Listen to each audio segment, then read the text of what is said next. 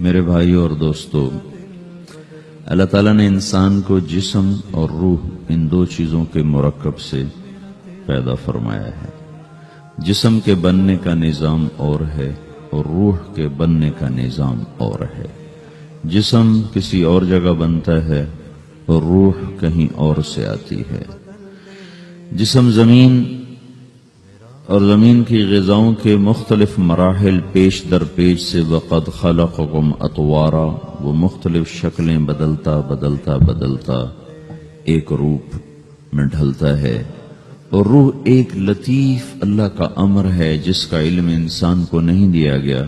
یسألونک عن الروح قل الروح من امر ربی وما اوتیتم من العلم الا قلیلا، کہ روح ایک اللہ کا امر ہے جس کے بارے میں تمہارے پاس کوئی علم نہیں ہے، لہذا اس کی تفصیل تم سمجھ نہیں سکتے ہو۔ روح آسمان سے آتی ہے، جسم زمین میں بنتا ہے، پھر 4 مہینے بعد اللہ اس کو آپس میں جوڑ دیتا ہے، زندگی متحرک ہو جاتی ہے۔ روح ہی کے ساتھ زندگی کی بقا رہتی ہے۔ جب اللہ اس سے واپس نکال لیتا ہے تو سارے ٹائٹل ہٹ کر صرف ایک نام سب کو مل جاتا ہے، اور وہ میت کا ہوتا ہے۔ وہ حضرت مولانا ہو، وہ کوئی ڈاکٹر ہو، بادشاہ ہو، صدر وزیر ہو، سارے اعزاز ٹائٹل ہٹا کر اس پر میت کا لفظ مہر لگ جاتی ہے۔ اس میں سے کیا نکلا ہے؟ ہر چیز تو موجود ہے، اب یہ بولتا کیوں نہیں، اٹھتا کیوں نہیں، چلتا کیوں نہیں؟ اس میں سے روح نکل گئی ہے۔ روح ہمارے جسم کی اصل ہے، اسے نکال دو تو جانوروں کو بھی پتا ہے کہ اب یہ بے جان چیز ہے، چیونٹیاں کیڑے مکوڑے بھی اس کو کھانے لگ جائیں گے، جانور بھی کھانے لگ جائیں گے، زمین بھی اس کو گلانے لگ جائے گی، ہوائیں اس کو متغیر کرنے لگیں گی۔ روح انسان کے اندر ایک چلتا ہوا زندگی کا کارواں ہے، اسے جب اللہ واپس بلاتا ہے تو اللہ یتوفی الانفس حین موتها والتی لم تمت فی منامها۔ موت کیا چیز ہے؟ اس کے 200 جواب ہیں سائنس کی کتابوں میں، اور 200 جواب بذات خود بتا رہے ہیں کہ یہ ایک جواب بھی ٹھیک نہیں ہے، اور قرآن ایک جواب دیتا ہے اور وہی حرف آخر ہے، قل یتوفاکم ملک الموت اللہ یتوفی الانفس حین موتها۔ اللہ ہے جو تمہاری روحوں کو موت کے وقت کھینچ لیتا ہے، تمہارے جسم سے نکال لیتا ہے۔ تو میرے بھائیوں، موت کے وقت انسان 2 کیفیت میں ہوتا ہے۔ کچھ لوگوں کی روح ایسے نکل رہی ہوتی ہے کہ ان کے رگ رگ میں وہ پھنس رہی ہوتی ہے۔ وَلَوْ تَرَى اِذْ يَتَوَفَّى الَّذِينَ كَفَرُوا الْمَلَائِكَةُ يَضْرِبُونَ وُجُوهَهُمْ وَأَدْبَارَهُمْ، کاش تم دیکھ سکتے وہ منظر جب اللہ کے فرشتے نافرمانوں کی روح کو نکال رہے ہوتے ہیں تو ان کے منہ پہ بھی مارتے ہیں، ان کی کمر پر بھی مارتے ہیں۔ اور اخرجوا انفسکم اليوم، نکالو آج اپنی روحوں اور جانوں، اب تم بچ نہیں سکتے ہو۔ وہ پیچھے ہٹنا چاہتے ہیں، رب ارجعون، مجھے واپس کر دے تھوڑی دیر کے لیے، لعلی اعمل صالحا، اب میں پورا ٹھیک مسلمان بن کے چلوں گا۔ تو اس کے جواب میں ہوتا ہے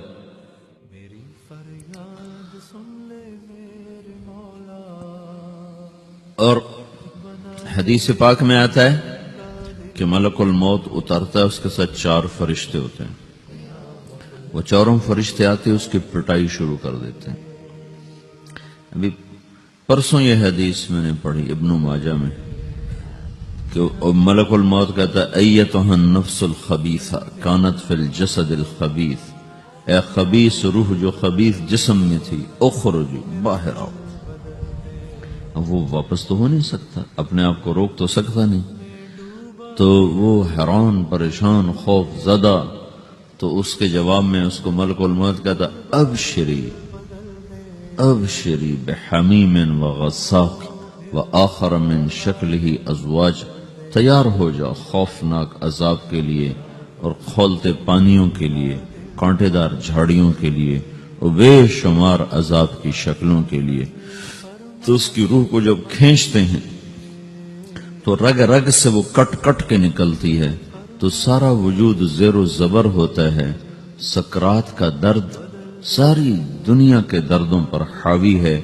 جب اس کی روح نکلتی ہے اور اس کو لے کر آسمان پر چلتے ہیں تو دروازے پر پہنچتے ہیں تو اندر سے فرشتے پوچھتے ہیں کون ہے؟ کہتے ہیں فلاں فلاں کا بیٹا ہے۔ کا نفس خبیثہ فی الجسد الخبیث، یہ تو وہی بدماش ہے جو بدماش جسم میں تھا، یہ وہ بدبخت روح ہے جو بدبخت جسم میں تھی، اس کے لیے آسمان کے دروازے نہیں کھل سکتے، اسے واپس کر دیا جائے۔ تو آسمان کے دروازے لا تفتح لهم ابواب السماء ولا يدخلون الجنة حتى يلج الجمل في سم الخياط، کہ ان کے لیے آسمان کے دروازے نہیں کھلیں گے اور ان کے لیے جنت کے دروازے نہیں کھلیں گے، پھر یہ وہاں سے نیچے گرائے جاتے ہیں جو اللہ کا قید خانہ ہے سجین۔ وما ادراک ما سجین کتاب مرقوم، وہ تمہیں خبر نہیں کہ وہ کیا خوفناک قید خانہ ہے جو اللہ تعالیٰ نے بنایا ہے، اسے وہاں دھکیل دیا جاتا ہے۔ پھر قیامت تک اس کے لیے انتظار کی گھڑیاں ہیں اور عذاب کی شدت ہے۔ اور جب کوئی نیک آدمی اللہ تعالیٰ کے دربار میں جانے کا اس کا وقت آتا ہے تو اللہ تبارک و تعالیٰ فرماتے ہیں ان الذین قالوا ربنا اللہ ثم استقاموا تتنزل علیہم الملائکۃ الا تخافوا ولا تحزنوا وابشروا بالجنة التي كنتم توعدون نحن اولیاؤکم فی الحیاة الدنیا وفی الآخرة ولکم فیہا ما تشتہی انفسکم ولکم فیہا ما تدعون نزل من غفور الرحیم۔ جب کوئی نیک مرد عورت کے جانے کا وقت آتا ہے تو اس کے لیے بھی فرشتے آتے ہیں اور آ کر اس کو خوشخبری دیتے ہیں اور آ کر اس کو تسلی دیتے ہیں کہ آپ غم نہ کریں، پیچھے والے بھی آپ کو مل جائیں گے، آپ خوف نہ کریں، آگے ساری منزلیں آپ کے لیے آسان ہیں، آپ کے لیے جنت بھی تیار ہے، رب بھی مہربان ہے۔ اور حدیث پاک میں آتا ہے کہ ملک الموت اور 4 فرشتے آتے ہیں، وہ 4 فرشتے اس کو سہلاتے ہیں، دباتے ہیں کہ موت کا درد اسے محسوس نہ ہو، اور ملک الموت فرماتے ہیں ایتھا النفس الحمیدہ کانت فی الجسد الحمید اخرجی، اے نیک روح جو نیک جسم میں تھی باہر آؤ، کیا کرو؟ وَأَبْشِرِي بِرَوْحٍ وَرَيْحَانٍ وَرَبٍّ رَاضٍ عَنْكِ غَيْرِ غَضْبَانٍ، آپ کو بشارت ہو آپ کے لیے جنت تیار ہو چکی ہے اور وہاں کی ساری نعمتیں آپ کے لیے میسر ہو چکی ہیں اور اللہ آپ پہ راضی ہو چکا ہے اور اللہ آپ پہ خوش ہو چکا ہے۔ اس پر اس کی روح کو نکالا جاتا ہے، پھر سارے فرشتے اس کو استقبال کے ساتھ جو آسمان پر لے جاتے ہیں تو اندر سے پوچھتے ہیں کون ہے؟ کہ فلاں فلاں کا بیٹا، فلاں فلاں کی بیٹی۔ کہتے ہیں نفس حمیدہ فی جسد حمید، یہ تو نیک روح تھی جو نیک جسم میں تھی، مرحبا بہی، اس کو ہم سب استقبال کس کا کرتے ہیں، اور ایک دم آسمان کے دروازے کھلتے ہیں، پھر وہ پہلا دوسرا تیسرا چوتھا سارے آسمان پار کرتا ہوا اللہ پاک کے عرش کے نیچے کے جا کر، مرد ہے یا عورت، وہاں جا کر سجدے میں سر رکھتا ہے اور اللہ تعالیٰ فرماتے ہیں ہاں اس نے ہمیں خوش کیا، ہم اسے خوش کریں گے، اور اس کو عافیت کے ساتھ وہاں آسمان میں، پہلے آسمان سے لے کر اللہ کے عرش تک یہ سب ویٹنگ روم بنے ہوئے جہاں اللہ اپنے اپنے درجات کے مطابق جنت والوں کو ٹھہراتا ہے، اور وہ انتظار گاہ ہے اور وقت ختم ہو جاتا ہے، لہذا انتظار کی جو تکلیف ہے وہ بھی ختم ہو جاتی ہے۔ وقت ختم تو انتظار کا احساس ختم اور ٹائم کے گزرنے کا احساس ختم۔ تو جیسے اصحاب کہف کو اللہ نے غار میں داخل کر کے تو غار کے اندر سے وقت کو نکال کے باہر پھینک دیا، باہر 300 سال گزرے، اندر آدھا ہی دن گزرا تھا۔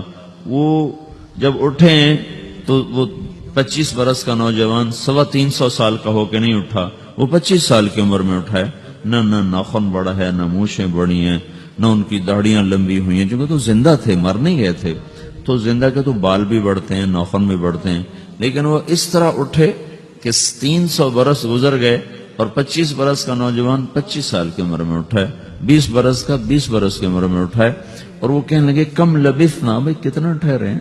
کہ یومن او بعض یومن، لگتا ہے کوئی دن آدھا دن ٹھہرے ہیں۔ وہ صحیح کہہ رہے تھے، باہر اللہ تعالیٰ نے وقت کی گھڑی کو چلائے رکھا اور اندر غار میں اس کو سوئچ آف کر دیا، نکال دیا، یہاں وقت کو داخل نہیں ہونے دیا، تو وقت کے گزرنے سے جو بھی اثرات مرتب ہوتے ہیں وہ ان پر مرتب نہیں ہوئے، تو وہ آدھے ہی دن کے بعد اٹھے ہیں، باہر 300 سال، اندر آدھا دن. یہی کچھ اللہ تبارک و تعالی برزخ میں کر دیتا ہے، وقت کو ختم کر دیتا ہے، گزرنے کا احساس نہیں ہوتا ہے. تو اس طرح میرے عزیزو، یہ دو موتیں ہر انسان دیکھتا ہے. جب وہ جنت کے فرشتوں کا استقبال دیکھتا ہے یا جہنم کے فرشتوں کی مار اور پٹائی کو سہتا ہے. رابعہ بصری رحمت اللہ علیہ کا انتقال ہونے لگا تو انہوں نے رات کو فوت ہوئی تو انہوں نے اپنی خادمہ کو بلا کے فرمایا کہ کسی کو بتانا نہیں، جب میں مر جاؤں تو پڑوس میں 2-4 کو بلا کر نا میرا جنازہ پڑھوا دینا، اور جس کرتے میں تہجد پڑھتی تھی وہی میرا کفن بنا دینا، اور صبح بے شک لوگوں کو بتا دینا، میرے مرنے کے بعد میری میت کو رکھنا نہیں، فوراً دبا دینا. جب ان کا انتقال ہوا تو انہوں نے پڑوس کے 2-4-10-20 آدمی بلائے اور ان کو تدفین تجہیز سب کچھ ہو گئی. صبح شور مچا کہ وہ رابعہ بصری کا انتقال ہو گیا. تو اگلے دن وہ خواب میں اس خادمہ کو ملی اور کہا بیٹی تیری بڑی مہربانی، تو نے میری وصیت کے مطابق عمل کیا. اس نے دیکھا کہ انہوں نے ایک خوبصورت سبز لباس پہنا ہوا ہے. تو وہ فرمانے لگی، انہوں نے سوال کیا کہ آپ کے ساتھ قبر میں کیا ہوا؟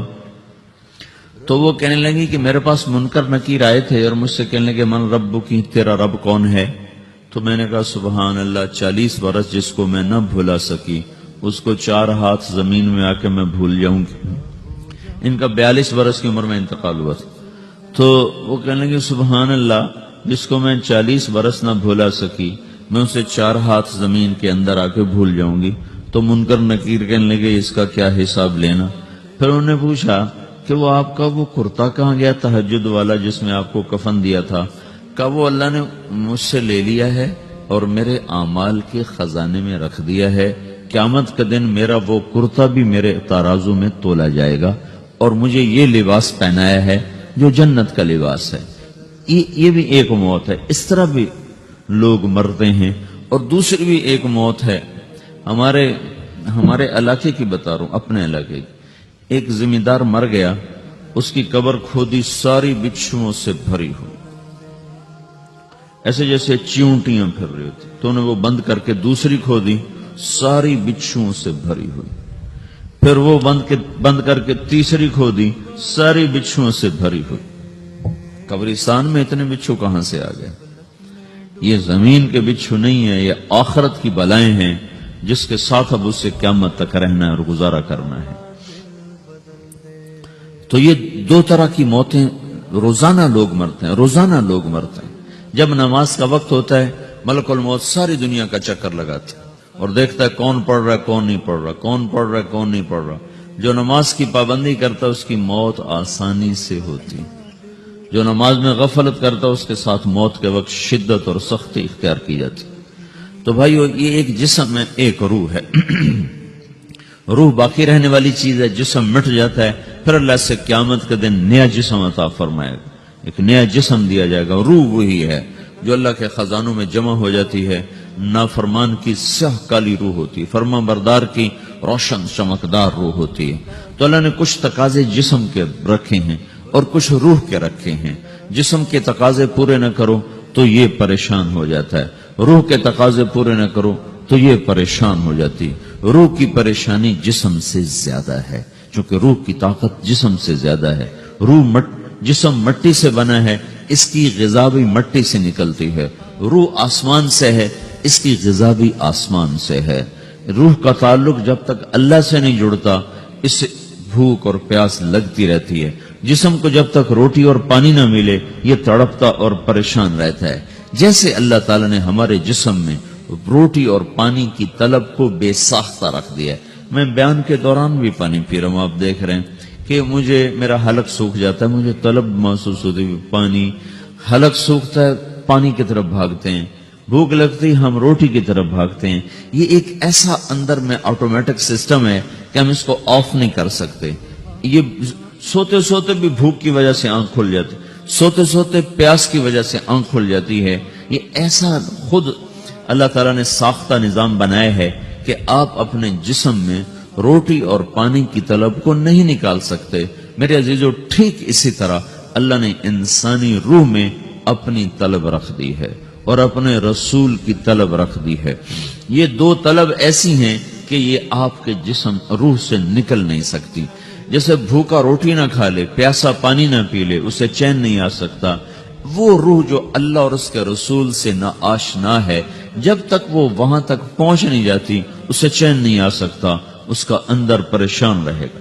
1997 میں جب جنید جمشید سے میری پہلی ملاقات ہوئی تو اس نے مجھ سے یہ سوال کیا کہ مولوی صاحب، ایک پاکستانی نوجوان جس گلیمر کو خوابوں میں دیکھتا ہے، وہ گلیمر تو مجھے زندگی میں ویسے ہی حاصل ہے. میرے چاروں طرف زندگی کا رقص ہے اور میری زندگی کی ہر خواہش، ہر تمنا پوری ہے. اس کے باوجود میرے اندر اندھیرا ہے، میرے اندر خلا ہے. مجھے لگتا ہے میں وہ کشتی ہوں جس کا کوئی ساحل نہیں، جس کی کوئی سمت نہیں. www.dasquran.com. ایسا نہیں ہونا چاہیے.